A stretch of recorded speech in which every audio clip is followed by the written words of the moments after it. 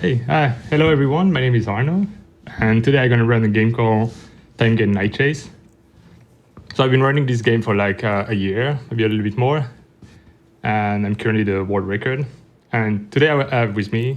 Hi everyone, I'm Flying Toaster Zero, and yeah, I'll be doing some commentary. I've been running this game for about 2 months, and yeah, I think we have a really good run in store for us. So for those people who don't know it, this is a DOS game, pretty similar to Alone in the Dark. So like it's a mixed puzzle and action game. It's like a 3D game with a fixed angle, and the control is like the D-pad on the keyboard. And in fact, the people who work on Alone in the Dark also work on this game, so it's the same game engine. They made some small improvement, like the character details. You will see that. Yeah, some notes, like in the run, I'm gonna show some cutscene.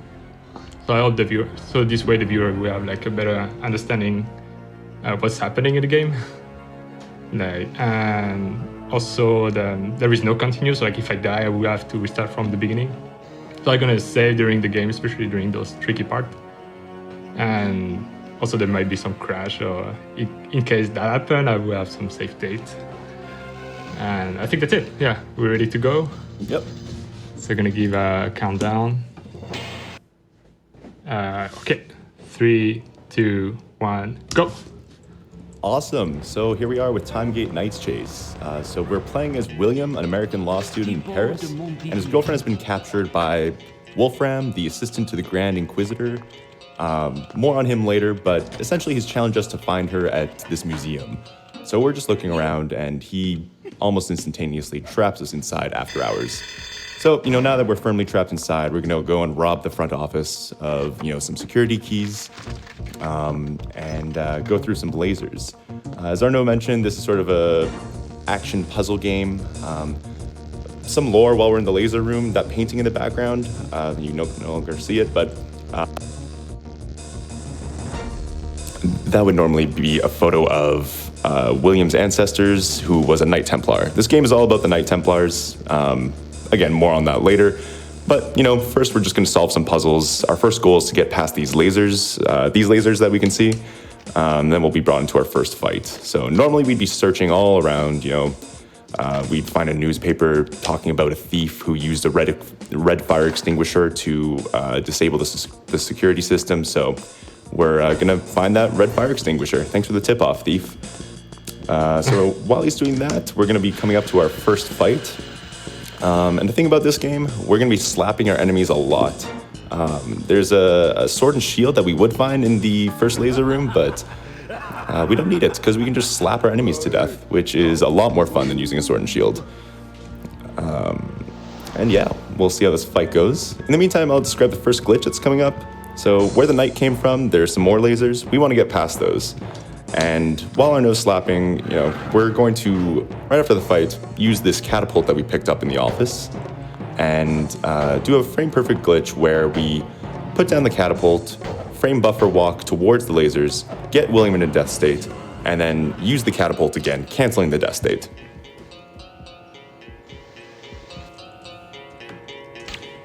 Gonna save here. Good call.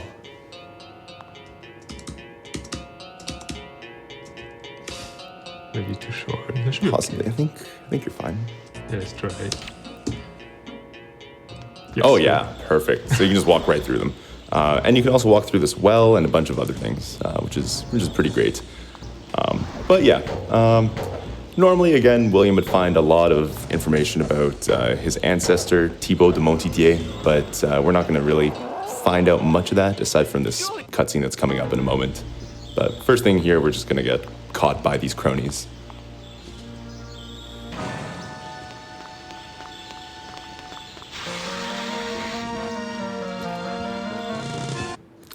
There's a lot of sort of unexplained things in this game. Some things Arnaud actually went on, he had interviews with the game developers and story writers. They understandably didn't remember a whole lot, so we sort of have filled in the gaps of like, oh yeah, these cops probably know Wolfram. Yeah, let's see this cutscene a bit. Wolfram, deputy to the Grand Inquisitor of Paris, do hereby accuse you, Knight William Thibaut de Montdidier, last of the Knights Templar, of commerce. Let's skip that. Anyway, what we would have learned is, we have been arrested for treason. We are now transported back in time in the year 1329. We're arrested for heresy, not treason, and we're sentenced to death. During the travel back, Galois, the last Templar, informs us about secret stones that will give us a magic weapon to fight evil. And so we're in jail, and this dude across from us is named Burwall, and he's going to help us escape by distracting the guards with his lovely lute playing. This is actually also one of the two places that we will actually use a weapon. We originally thought that using weapons we originally thought that slapping in this room was slow because the room was laggy, but it turns out that slapping speed is determined by what William is wearing. So we will find out more about that later, but point is, we'll be using a sword here. It's just nice and speedy. So there is many knockback every time we hit them. Yeah. So the sword have a nice range, so we can quickly kill them. There we go, 2 shots. And as you can see, the sort of like hurt box of the sword is very forgiving if you do it right. So coming up in this next section, we're gonna sort of see this blind man go by and check out what he's doing, and we're gonna see if we can spy on Wolfram. You have to be careful. If he detects us, he's gonna call the guard. Yeah, and then we die. But right in this spot, he's not gonna see us. Yeah, I think it's proximity based. Like if you get too close to him, he'll call the guards, and then it's game over. Actually, let's see what he's doing right here. So yeah, I don't know about you, but that looks pretty evil. He's hanging out with Wolfram, so I don't like that one bit. So maybe let's go rob him. Yeah, let's see what's going on. Yeah, so our current goal is to put out the fire, climb up the chimney, and swing across the rope that is for the bell. To do that, we're going to use a bucket of water, put out the fire, and stuff the bell with a sheepskin. Again, this is just sort of like one of these puzzles that, playing casually, you'd probably just figure out by, trial and error kind of thing.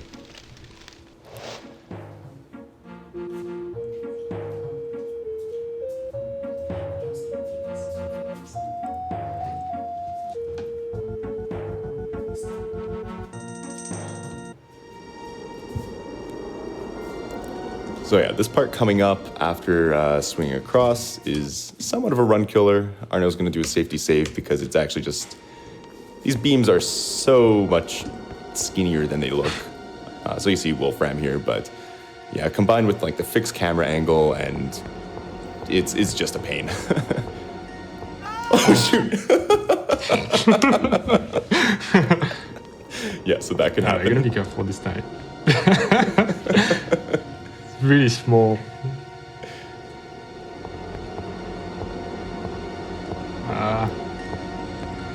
Okay, good. We made it Yeah, through. the collection box is so small. Yeah, just hilariously so. Alright, I'm gonna show how fast is it. So this is how I hit normally. Try to hit as fast as possible. But with the blue frog, you can't hit that fast. That's pretty useful. And that's why we call it the slaps, because you're just holding your hand out, just slapping enemies, and it's just a delight. So here we are currently in Wolfram's secret room / the scriptorium. Normally the game would have us mix a bunch of ink to copy down this book on chivalry that we found. It has some in-game and I think even some real-life lore about the Templars. William's on a speed run. He doesn't have time to copy down books. Also, it's only a 5-page book, so it's not even that hard to remember.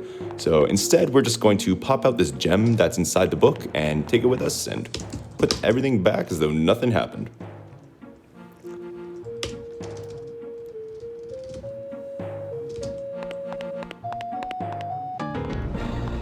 And so Wolfram's woken up from his power nap, doing evil rituals, really took a lot out of him.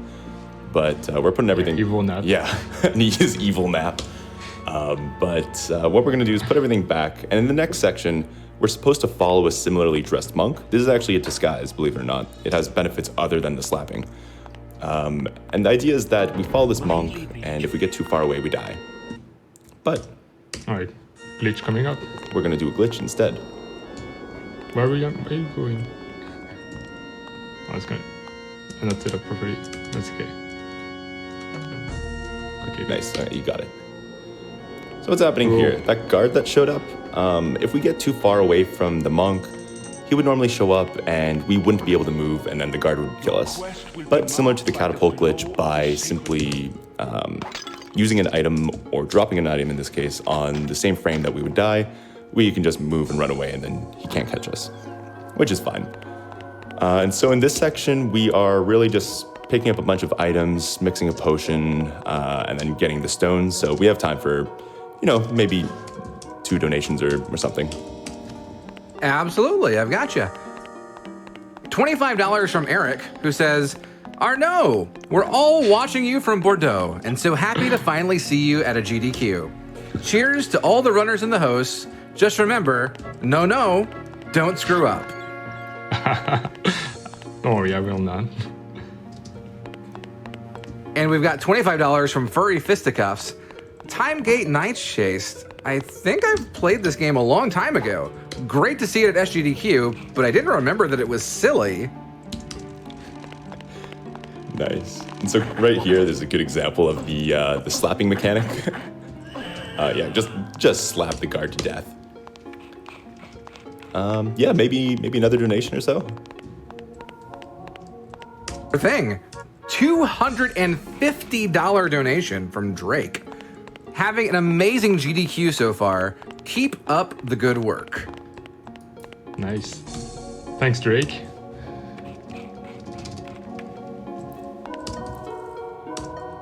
$50 from Trick Banana.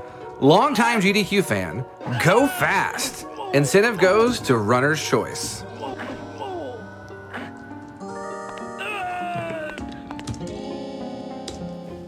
Maybe one more. $25 from Neilio. Silly? Awkward? I'll take it. Play the funny game, magical fast person.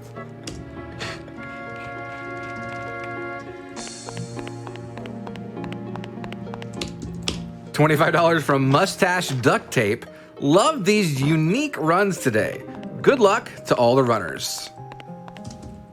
Cool. And so in this part coming up, this is one of the sort of parts that even the story director couldn't explain. We use these stones, the statue comes up. Oh yeah, and Wolfram's after us. But what's gonna happen is we're gonna take a drink of something, and the statue's gonna fall on us, and then we get captured. And no one really knows what it is. Maybe some kind of decoy poison or something, but either way, we get captured, which is another theme of this game, getting captured.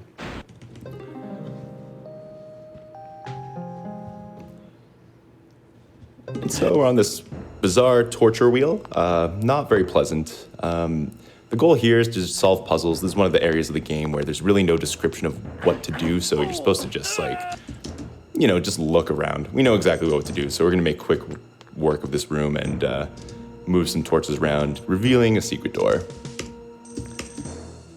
And then we have, we'll just wait and see. Just run through these catacombs. Surprise for us. Yeah.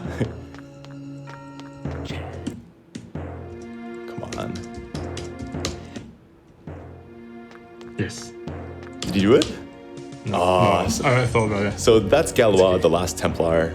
He dies for some reason, but maybe it's just death of old age. But sometimes if we go fast enough, Galois will do this weird, his model will get all janked up, and it's just hilarious. So we collect the 9 stones again, and we head into the library. And in this section, the goal, normally, casually, would be to return all 9 stones to the tombs of the Templars. We don't have time for that, so we're going to do 2.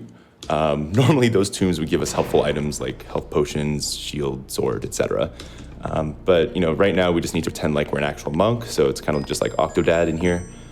And yeah, those red monks are evil. I think they know that we're not an actual monk, and if they attack us or we attack them, they reveal their true selves as some little imp demon thing. But yeah, we just need this one key to get through a door. Nice dodging. Yep. Then it's going to be on to the cemetery. There's one item called the hologram. The cemetery is the only place you can use it, and it summons like a holographic knight to fight for you, but we don't really need it. It's generally fine. Let's see if we can manipulate this zombie. Or just get a speed boost off him? No. No? It's okay. You can eat us. Yep. Have enough health? Yeah, do we? So this section, normally we would go up the stairs there and find Burwall, who's waiting for us. He knows where Juliet is hidden, and he would find this secret passageway for us, but we know where it is, so we don't have to talk to him quite yet. So we're off to find Juliet. We're back in the prison. Oh, there she is, but we don't have time. Let's go. Speed run. Time. So what that's about is that's just a monster disguised as Juliet. Normally you go through this thing where you need to find a knife and attack the monster, and we just don't have time for it. It's a decoy. So yeah, we have time for some donations. We're just gonna be running around, getting to the last tomb for a minute or so.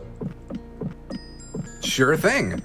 $25 from Hey Canadian, who just says, great cause, good work, people. $25 from Ronan Raven. Donation goes towards Runner's Choice.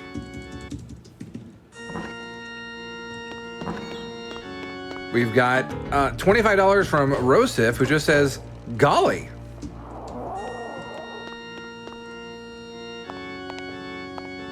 $25 from Alex Reyes, a modest donation to help fellow healthcare and allied healthcare workers. The Doctors Without Borders program is amazing, and all your work is truly remarkable. Keep up the good work as well, Games Done Quick. Your content is quite fun to watch and help unwind. Amazing. So this is the last tomb, rather the tomb of the last Templar. The item we got from this one is a horn, which we'll use shortly. However, in the meantime, we are captured yet again. Again. Yep.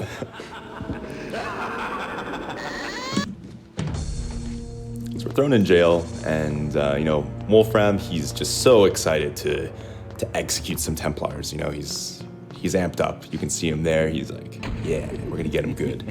But luckily, Burwall, he's such a bro. He's gonna help us out by unlocking the door, but sacrificing himself in the meantime.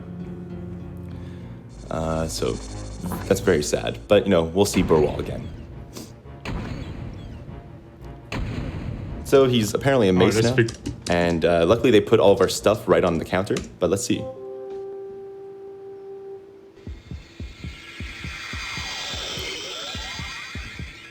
Yeah, we have superpowers now, and we can wield the mace. I believe the purpose of the horn is just to be able to swing the mace fast enough. We've tried swinging it without the horn, and it's just incredibly slow and dangerous. So we're gonna make quick work of this guy. Beautiful. Oh, good movement. The thing about this room is it's just like a little abbey, but there are what feel like 20 camera angles in this room, and it's so hard to navigate. This was truly great. And keep in mind, like, each camera angle is like a hand drawing, like the background. Yeah. That was a lot of work for the art team. Yeah, truly great work for the time, absolutely. So we're coming up to the boss fight. I call him the Scoundrel. I think that's what the English translation of him was. Yeah. He has really high DPS. It's really easy to get stun locked and die, even if you get hit once. He has infinite HP, so the only way to kill him is to knock him off this little gap. And yeah, safety save recommended. Safety save. Oh yeah, you got him. And swing the mace when you get him. Oh yeah. Oh yeah. Let's watch that. And to think that up till now, I always thought I was afraid of heights. Thank you for your help, Farewell. Farewell, my good friend.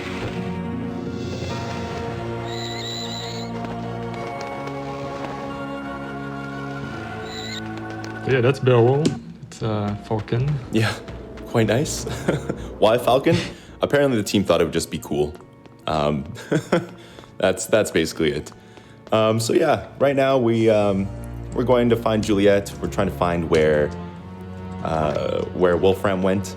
But yeah, just some like neat lore about Knight Templars. Arnaud's looked a lot into it, and apparently their purpose was like they were basically holy knights that accompanied people on their pilgrimages, keeping them safe. But they did a bunch of other things too. Like I think they had one of the first like rudimentary forms of a bank, and they did checks, and it was wild.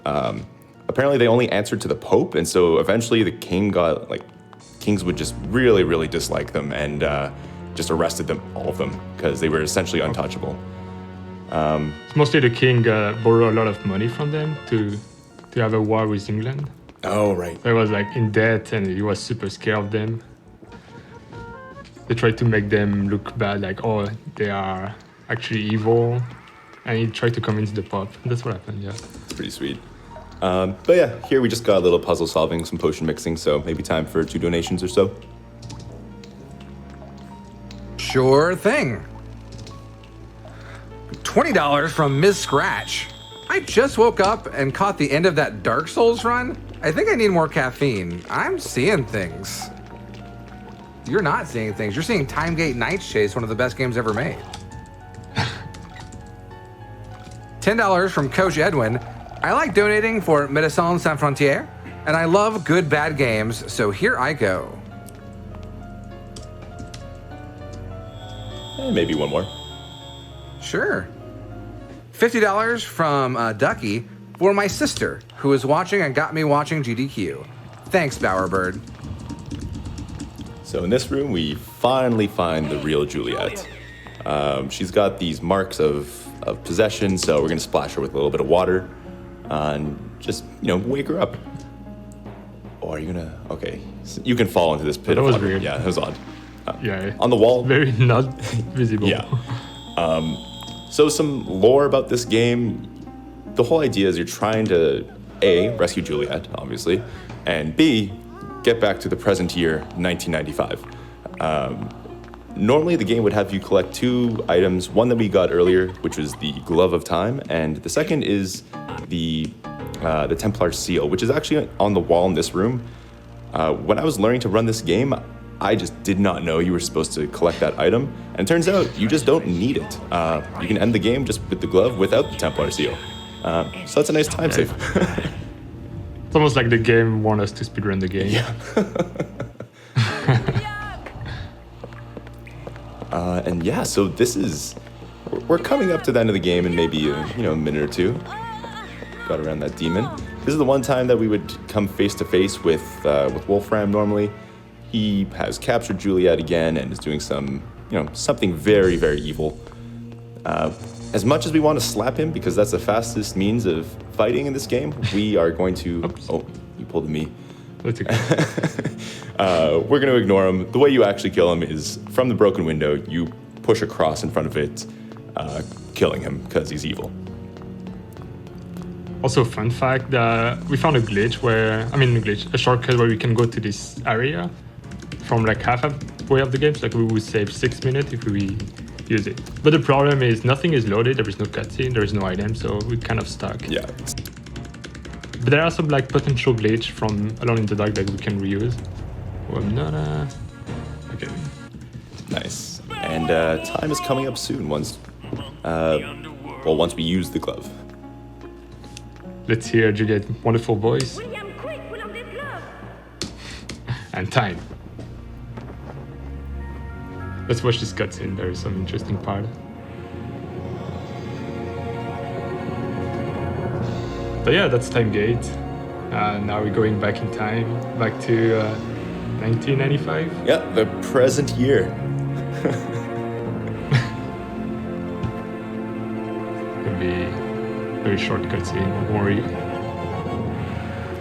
And yeah. Yeah, they're back. They also have the original clothes that may cost a lot right now. Oh, who is that? Oh, that's Beowulf, our friend. Our friend. So he's gonna keep a close eye on us, but the reason for this cliffhanger that you'll see is this game was supposed to be a trilogy. Sadly, that did not pan out. So we're just left on this immense cliffhanger about what Timegate could be. Yeah, looks like Beowulf was actually a bad guy. Who knows? All right, that's the end. Yeah, I would like to give some thank you and shout out. Yeah, first thank you for GDQ for letting me run the game. That was pretty awesome. And thanks a lot Flying Toaster for helping me with commenting the run. Oh yeah. First shout out to Tigru, someone who made a software for Alone in the Dark called Room Viewer, and he made an adaptation for Timegate that was awesome. Shout out to Speedable Archive, they helped me a lot. Like with the game and the speedrun. Also, I would like to dedicate the run to my dad. He's the one who brought the game at home, and that was one of my favorite games when I was a kid. In fact, I could never finish the game, and like maybe 7 years ago with my best friend Nicolas, we finished it, so shout out to him too. And yeah, that's a pretty fun game to run. So far, we're only 2 people in the leaderboard, but it would be great to see more people running this game. I would be more than happy to answer any question or help anyone. And hello, do you have anything to say, Flying Toaster? Oh yeah, I just want to say thanks to the GDQ staff. I've been a long-time watcher, first-time commentator, so this means a lot to me. And thanks just to everyone involved for everything you're doing. Yeah. All right, thank you. Thank you.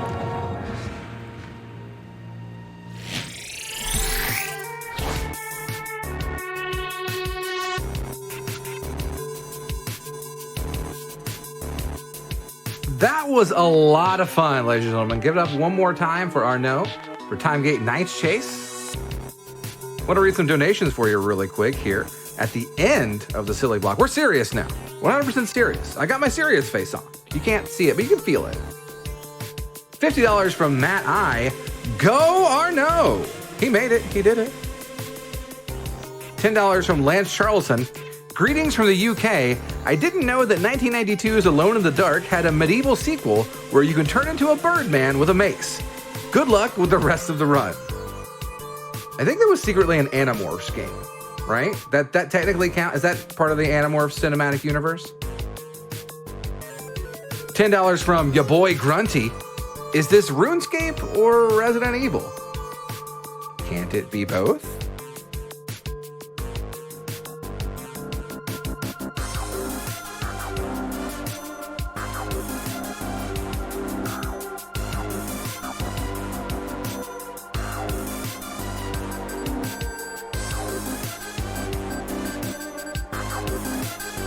All right, and I wanted to be the first person, probably not the first person, but the latest person to let you know that Summer Games Done Quick 2021 is brought to you by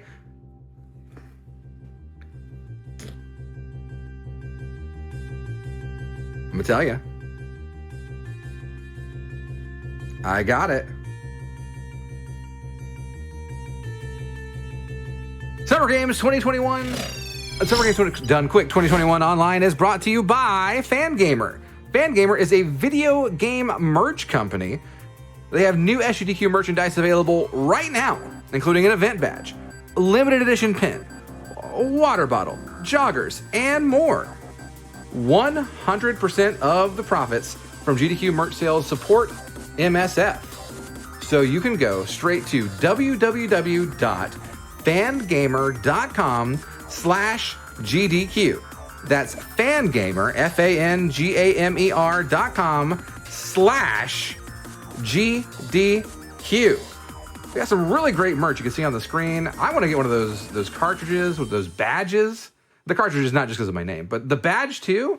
Oh my! If you haven't gotten like one of those cool, oh man, look at that mug or the water bottle.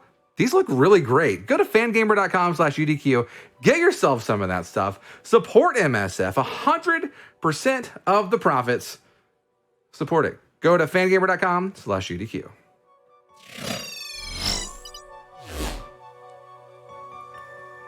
And that's actually going to be the end of my time with you here today. I know. Don't worry.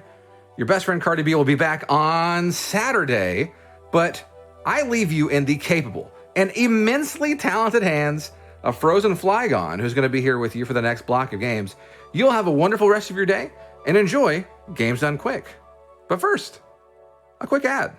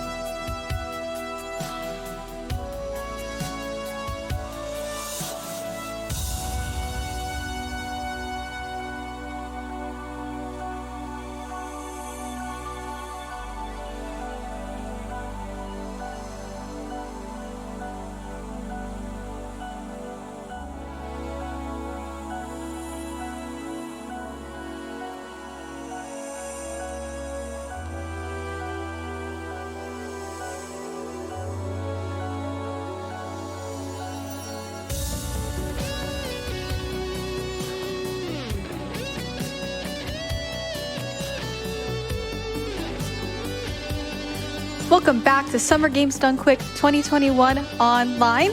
My name is Frozen Flycon. Super excited to be the host for the next couple of runs. So good morning, good afternoon, good evening, wherever you are in the world. I'm just happy that you are here with us, raising money for Doctors Without Borders. We have a $25 donation from Philip that says, little donation for the great run and for my good friend Alex, who just got himself a new daughter and a GDQ, a new viewer. Congratulations, buddy.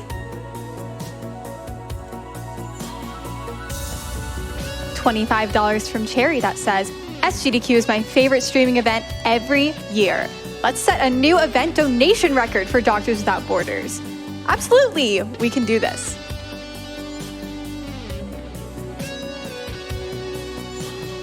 And with that, I am so excited to say that it is time for Tomb Raider Anniversary with Per Sky. Take it away. Good luck.